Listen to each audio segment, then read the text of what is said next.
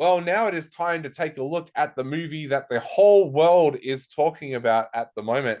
As we review this right now, I just received a notification a little while ago that this movie is about to hit the $1 billion mark right around the world at the box office. Yes, I am talking about Deadpool and Wolverine, and you did hear that correctly.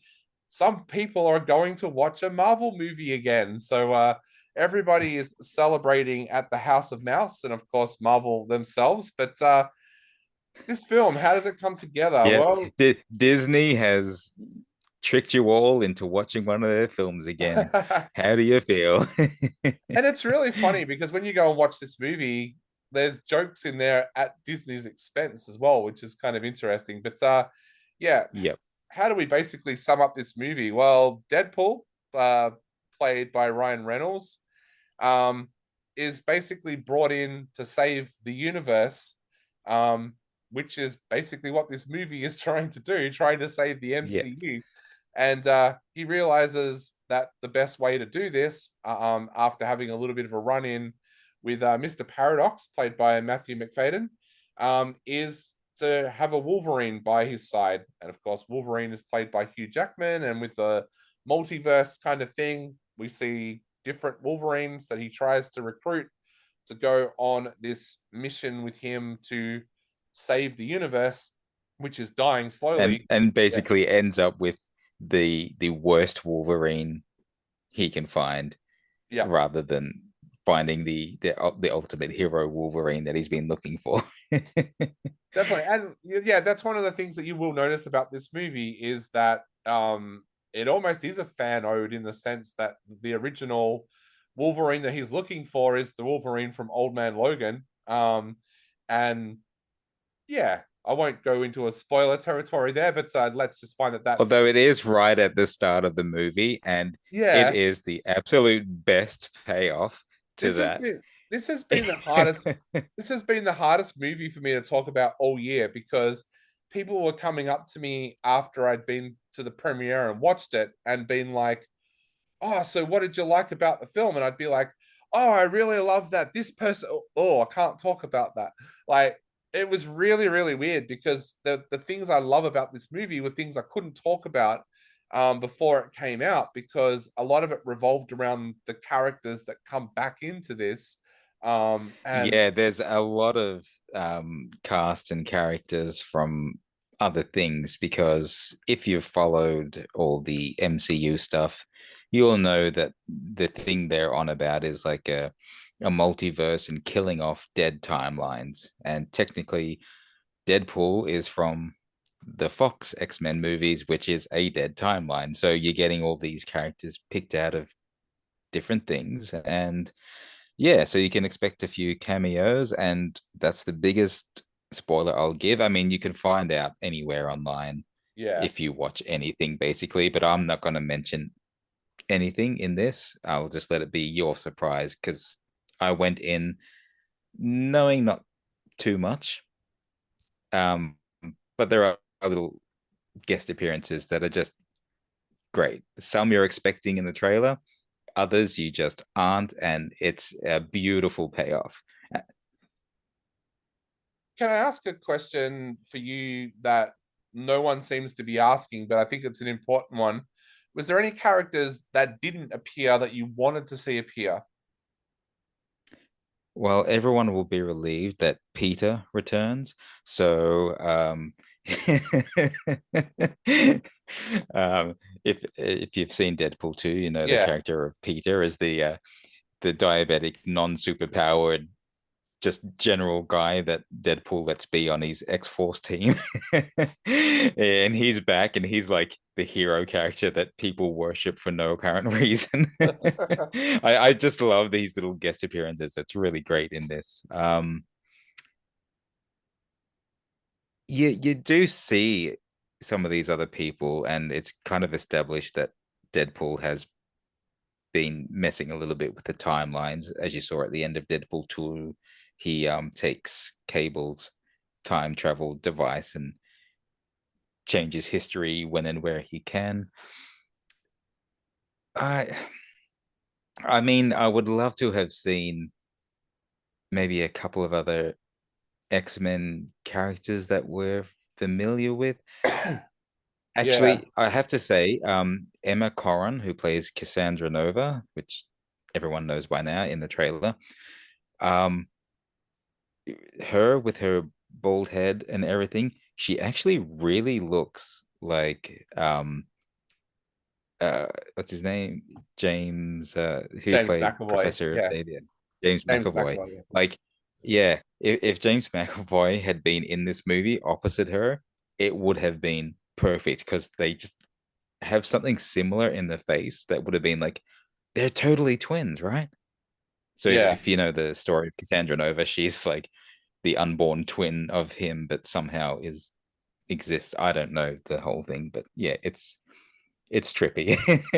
But I just would have loved to have seen that little payoff. But there are other um guest spots that have a real payoff that yeah. I you wanted don't to. expect. I love it. Like I just could talk about this for ages, but I'm trying not to say anything. Yeah, I wanted to see somebody appear from the New Mutants because that of the later kind of Marvel movies was one of my favorites. The New Mutants with Maisie Williams and I would have loved to have found a way for them to continue New Mutants into the MCU well, see, they were and the just ones that just got just shift it in. yeah, And I loved that movie. yeah, It was so good. Like, yeah, yeah. I would have loved a guest from Because there. You're right. that was one of the ones that got really screwed over by the 20th Century Fox buyout in a way because Yep. that was just being developed and then it was like and you're not going to get any more. And remember Well, also Fox here had in kind of screwed it over for a start anyway. It's like they made this movie, which is kind of a horror, and it's like, oh no, we don't want that. We want you to change it. So they reshot it. And then yeah, all of a sudden they realized, oh, the horror thing's kind of popular. Change it back to a horror. And then there was COVID, and then it was like, yeah, well I was going to say it okay, got we've kicked. redone this film. So it was delayed for like what, 4 years or something, just because of the reshoots, then the unreshoots, and then COVID. And then finally it came out. I remember when it came out, it was me and one other guy in the cinema just trying to get the first showing we could because no one was really back in the cinemas and we were just lapping it up. It was Yeah. fantastic. Yeah, I was going to say because here in Australia we got it later than the rest of the world as well. I remember it was about to come out. I think there was like 2 weeks before it was coming out, and we went into COVID, and then I think it got pushed back by almost 12 months again. Like you said, it was 4 years from when it was originally supposed to come out to when it came out. But yeah, the countdown got down to 2 weeks, and then it got pushed back by another year. And then Yes. I remember I saw it in a drive-in theater because I don't think our local cinema was open when it came out. I remember I saw it in the theater, a drive-in theater, and I loved the movie, but I would love to have seen one of them like appeared in the movie and had Deadpool kind of make fun of that because I thought that was the best part of the movie for me was and again I'm trying not to say a spoiler here, but uh, like a character who is not supposed to exist in the MCU because he got stamped out before he even arrived in a movie making an appearance. Like they could have done the same thing with New Mutants, where it was like we weren't supposed to really happen, but we happened, and we got reshot. And yeah, I thought that could have been really funny as well. That was the one that I was like, I wish one of them would have appeared just because I love that movie so much. Yeah, and there were a great cast as well. And I wonder if there's a little bit of something about, maybe even Disney isn't sure how they want to handle that yet. So it's just like, let's not touch that for now, because either no one saw it or we don't know what we want to do with it. So I I'm don't know. surprised. That's kind of wishful thinking, but I Yeah. suppose we should talk more about Deadpool and Wolverine rather than Just touching on that, I was kind of surprised that someone like Miles Teller or someone didn't appear from the Fantastic Four. I'm kind of not like, I Yeah, mean, it might have been amusing just to see them killed off or something. yeah. But yeah, I remember, as I was watching it, I'm like, oh God, are one of those from the least popular version of Fantastic Four of all the unpopular versions out there. are they going to make one of them appear? And thankfully they didn't. I think it just would have been too much. Yeah, There was a lot going on in the narrative already, but despite that, the movie really holds you. yeah, They made a joke in one of the other X-Men movies that, oh, the third one's always the worst because the third X-Men movie is basically almost killed the franchise. yeah, And they're right. It's frequently the really bad one, yeah, but this isn't. This is like back on top of its game. Like I think some people were a bit iffy on Deadpool 2. I wasn't. I loved it. But Deadpool 3 just raises the bar.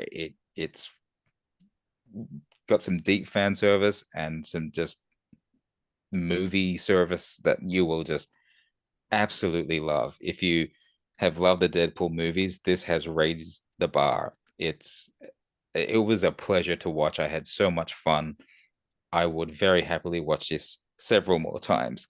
There are, and for deep fans of the comics and the films that have been made of X-Men and everything else, like you'll get a lot of in jokes and references and things in here that's really good. Yeah, you will love it. yeah. Look, I really like, as people will know if they've read my reviews over the years, I love the first Deadpool. The second one, yeah, not so much. That kid shits me. But yeah, this one I really, really liked. So yeah, I love the humor in this. I love the guest appearances, but just the way, like the interplay as well between Hugh Jackman and Ryan Reynolds, like you can tell those guys are really good friends in real life, and that comes across on the screen in a way that you can't force. So I think that was part of what I really liked as well. There's some great nods there as well, like you said, to the X-Men universe and stuff as well. But But also just the nods to just reality yeah, is just like, here I'm trying to fit into the Marvel Disney universe now. I was a Fox thing, but he like overtly references it over and over, and then the whole subtext of the movie is just trying to sandwich himself into yeah. this continuity. So there's subtle and non-subtle, and it's really great. And I think that's what makes it so amusing that we're just so hyper aware of it, even when it's being played as a subtextual thing. We're just so hyper aware that it's funny on a different level. Um, he keeps referring to himself as Marvel Jesus. Yep. And it's just kind of, yeah, he's desperate to be the center of attention again and the hero of the universe, but he's constantly told again and again that he's just not. He's not important. He's nobody. And in fact, he gets drafted into this thing because he's kind of a expendable commodity, but because he's so desperate for that attention and to be included, he's a perfect fool for the narrative. So yeah, I think it's really quite interesting, and just the character setup of him trying to work his way in and become an Avenger. Like his interaction with Happy Hogan, played by Jon Favreau, is great. I love that. It's just these two funny guys in a really awkward kind of conversation. It's like, yeah, this isn't quite right, which is kind of the fictional narrative of him trying to fit into the universe, and clearly he doesn't fit in, which is the best thing about it. What about performances wise? I loved everyone in it. Everyone returning was great, and Emma Corrin as Cassandra Nova, she was quite interesting, quite unhinged, but very secure in the fact that she's probably the most powerful being there. So yeah, it was really interesting. It's like, what if Charles Xavier was this overpowered kind of maniac? Would he have ended up like that? It's an interesting take, but I don't know. What about you? Were there any standouts for you? Yeah, I guess there was. I really liked seeing Hugh Jackman back as Wolverine. I was always a big Wolverine fan with the X-Men movies, and I was kind of thinking, how are they going to bring not only how are they going to bring him back, but I think it was Days of Future Past. I actually interviewed Hugh Jackman on the red carpet here in Melbourne, and was talking to him about the role. And in that interview, he actually said to me that he was finding it very difficult to keep in shape because of his age, and he was saying like when he was younger, it was easy to go to the gym for like 4 hours a day and want to do that, whereas it was becoming harder as he was getting older. And I'm like, oh my goodness, that's like nearly 20 years since that interview. Like, yeah, between a decade and 20. How is he Yeah. going to come back and play this character when he was saying that it was tough on his body then? So yeah, I guess, but look, I liked Ryan Reynolds as well. I thought, just he's one of the best comedic actors that's around at the moment. And like I've loved his serious stuff that he's done over the years as well. I remember there was a movie a few years ago where he plays a dad who's accused of killing his child, and it's like, how can that be the same guy who does such a gut-wrenching performance in a movie like that, and now he's doing these amazing jokes in Deadpool and Wolverine. There is another one, but I probably shouldn't talk about that one because it's one of the cameos. But yeah, look, I just think Yeah. that Hugh Jackman to get back in that shape again. And now there's talk that they want to do another one, and it's like, man, he really Till changed. he's 90. If you watch Yeah, the but film, you'll see the Deadpool reference. It's like you'll be doing this till you're 90. and I heard a great little bit this week that I thought was so funny. Apparently, if Andrew Garfield hadn't have been asked to come back in the Spider-Man one, if it had just been Tobey Maguire and the current day Spider-Man, apparently Ryan Yep. Reynolds was kind of interested in doing a Deadpool and Spider-Man and bringing yeah, bringing him back as well. Like if he hadn't have been asked Uh, to come back. I would have loved for Andrew Garfield to be in this. He would have actually, you know what? He would have fit in so perfectly with Yep. Ryan's Deadpool and Hugh's Wolverine in this movie. There would have been such a great dynamic. I would watch that movie absolutely. Yeah. So, but look, I think I don't know. Like the thing I loved most about this movie was it was kind of revealing all of the things that yeah people are getting tired of about Marvel. Like there's the bit at one point about oh another multiverse story. Like it's like yeah that's how people are actually feeling. Like I did notice though that they were very careful not to make fun of things such as people saying that some of the Marvel movies these days are too PC, or like how bad Eternals was in like with the overload of characters, and still they didn't touch on the big question I want to know is when am I going to get another Shang-Chi movie? Like it's still a not there's not one on the horizon, and I love that film. Yeah, I'm the same. Shang-Chi was really good, and I think that's been the problem with the last round of Marvel movies and shows and things. I mean, including shows and everything, and you having to watch them to know what's Yeah, going on is a problem. Making things exclusive to their streaming service is a problem. yeah, And then, you've got all these narratives that people shouldn't have to keep up with, so they can't enjoy a film on its own. But then they set up these characters who some we love, some we don't give a crap about, but they don't seem to follow on. It's just yeah, like by now, shouldn't we have had like another Shang-Chi or another um, you know, appearance of Scarlet Witch or something? It just feels like it's not being consistent. Like we've got a whole, it wasn't all about Chris Evans and Robert Downey Jr. Like there are a whole pantheon of other Avengers characters. We could have seen them in a bigger way by now. So yeah. why haven't we? It just feels like, oh, we're just gonna leave everything as a dangling thread, set up some new characters, and then kind of forget about them as well. Where are we going with all this? Do you know That's the that other, problem. And you know the yeah. other person I would love to have seen in this film? Eric Banner. Yeah, yes, actually, him just running through his Hulk would have been fantastic. Yeah, yeah. So, but I'm sure we're Uh, going to be talking a lot more about Marvel and DC because on another podcast I do away whether from you this. like it or not.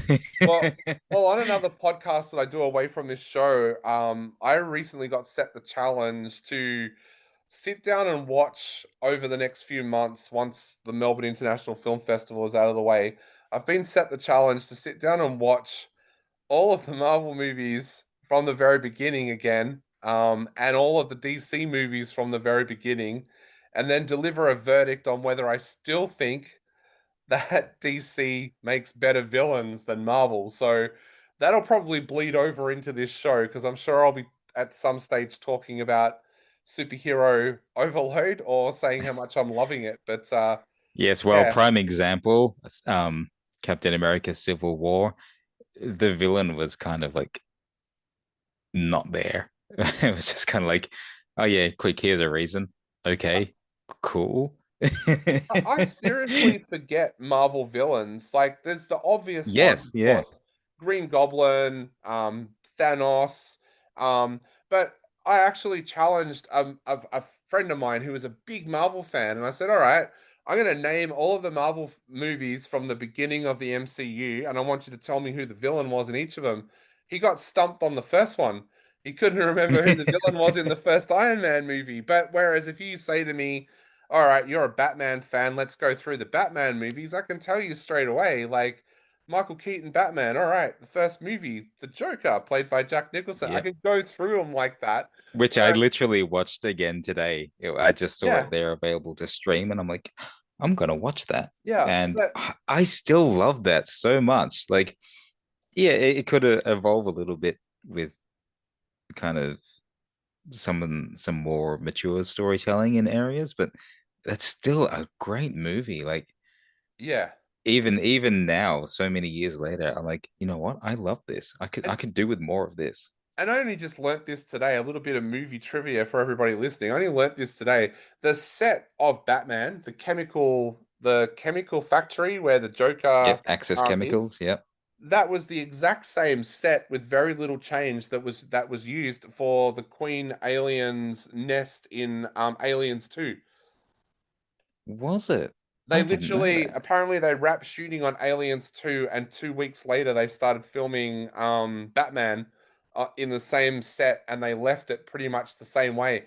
And I was watching Aliens 2 today and actually was watching it going, "Oh yeah, that's the bit where the Joker's walking across like yeah, they used the same set with pretty much the same set design left there at the time." So, yeah, a little bit of movie That's trivia actually for everybody. quite fascinating. I could have sworn Aliens was filmed a bit earlier than that, but no, I guess not. Wow. Yep. Yeah. So yeah, fascinating little tidbit there. So, but All right, I yeah, suppose we better wrap up the yeah. the proper subject here, Deadpool and Wolverine. So what do we think about it? What are you gonna give it? Look, I'm gonna give it 3 out of 5. I did enjoy it. I thought there was bits in there I would like to have seen, maybe just a little bit more storyline in there. But yeah, I'm gonna give it three out of five. I'm surprised you're only going to three. Uh, I felt it was a really good experience. Utterly enjoyed it. There are a couple of things in there like Wade's relationship with Vanessa has been his ongoing thing, but we don't really see we just see that they're not in a relationship anymore, even though he's altered time to save her life. They're not in a relationship, and he wants to be, but he can't approach the subject. Um, so not seeing enough of that, I think there's something more that could have been done there. Um, but the character development for the character journey for both Deadpool and Wolverine as characters was really good in this. So I didn't feel like there was anything I really missed out on. It just feels like there are possibilities now. Like oh, we could still have these characters we used to love, but we probably won't. But there's room for them out there. So, um, yeah, I felt it was a really rewarding watch. I'm gonna say 4.5 out of 5. Awesome. So I just went back and checked what I said before as well. So I was wrong about one fact about the Aliens Batman set. It hadn't been used for 2 years. It sat there for 2 years Right. after they Yeah. shot Aliens and then they shot Batman. It wasn't 2 weeks, it was 2 years. And they That walked sounds in. more right to me. Yeah, Yeah. they walked in and used the same set because it had been sitting there unused. So there you go. That's wrap that up. Yeah, so three from me and 4.5 from Harley for Deadpool and Wolverine. And I will keep you all posted in how I'm going with this mega marathon of DC and Marvel movies. I'm still not sure which way I'm gonna do it. Am I gonna sit down and watch all of the DC movies in a row and then all of the Marvel movies in a row, or am I going to do it by year? Because apparently part of my challenge is to go back and watch the old Hulk movies and the old Fantastic Four movies and stuff as well. So, what would you suggest, Harley? Do I watch DC first and then Marvel, or do I go in year order? Oh, that's kind of interesting. Well, hang on. Are you watching everything that's ever been made, not Yeah. just like the Yes. MCU stuff? Oh, Yeah. So we did this. holy crap. So on that podcast in the past, we actually did it with Disney movies. At one point, we went back and watched all of the Disney movies from right back to the very early Steamboat Mickey stuff. So we've done it before, and it normally takes about 12 months to do. But yeah, Well, my suggestion would be when you get to the point of like the MCU, you watch that as a complete thing, and the DCU where it was a combined universe, watch that as a complete thing. But anything that comes before all of that, all those Fantastic Four and X-Men and stuff, you can watch them as different chunks, I think, yeah, because they're not really beholden to each other. yeah. Except unless you got to watch the Bill Bixby Incredible Hulk TV show and the sort of spin-off we, films or we, whatever they did we're not there. gonna. We decided we're not gonna watch TV because that with the DC universe would be way too much. But yeah, we're gonna do films. So yeah, we might go back and watch like the old Wonder Woman movies, and it includes Superman. So we're gonna go back and watch the old Superman movies and stuff as well. So yeah, Well, there weren't really Wonder Woman movies until, the recent ones. There was just the TV series with Linda Carter, and unless apparently you're there going to was a watch all the animated universe. But apparently there yeah. was a telly movie that I have to go back and watch though for Wonder Woman. Oh, there is Yeah, one with what's her name? Kathy Lee Gifford, or before she was Gifford. Um, yeah, I find that really hard to track down. I really want to see that. And that yeah, was during the 70s era where Wonder Woman was no longer super powered and didn't wear the costume. yeah, But but but the Kathy Lee Wonder Woman does have a costume, is blonde, and I think she has powers, but I don't know. It's a real rarity. I think it's one of those mixed bag things that always gets people talking. But yeah, I'd love to watch yeah, that one. yeah. Maybe we'll do a review. Let us know, guys. Yeah, well, I was gonna say if you want to go back and watch the films as well, like we can do it on this show as well, and yeah, so we'll All of see. them, kill me now. Well, we'll see how we go, but yeah, all I've learned is don't challenge a Marvel fan to saying that DC's villains are better. So yeah, but anyway, we Oh, will do DC's that. villains are better. Yeah, and like I said, it'll bleed over into this show because I'm sure at some stage that I'll be talking about what I've been watching. So, but yeah, to We wrap will. up with Deadpool and Wolverine, it is in cinemas everywhere at the moment. Go out and watch it. You won't be disappointed, and we'll be back in just a moment.